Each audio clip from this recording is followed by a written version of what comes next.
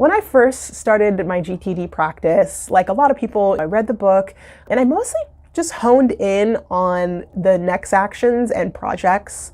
Most of my attention was getting my arms around day-to-day stuff, my calendar, and my projects. And for years, that was really enough. And it really increased my capacity for work and decreased the amount of times I would have this recurring nightmare of forgetting something.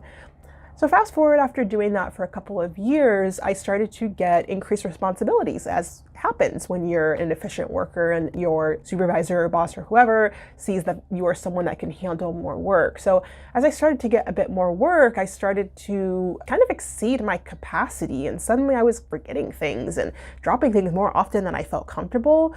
So I felt like something was missing.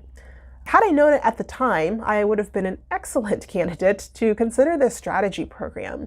In this program with GTD coaching, it's more an opportunity to bump up to the higher horizons.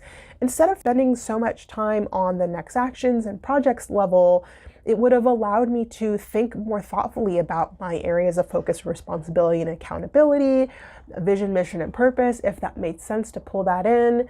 And what it would have allowed me to do is be much more intentional and thoughtful about the things that I was accepting as commitments. It's like a filter, establishing a personalized custom filter for me. So instead of just always blindly saying yes to everything or saying no to everything, it was like a filter that would allow me to take an opportunity or a commitment and either delegate it if that made sense, to put it on hold if that made sense, maybe it was a someday maybe, but to not have to just go by my gut per se always, but to have this constant check-in filter system. And then of course, naturally, that's going to trickle down to the type of projects that I accept and the types of next actions associated with those projects or one-off next actions.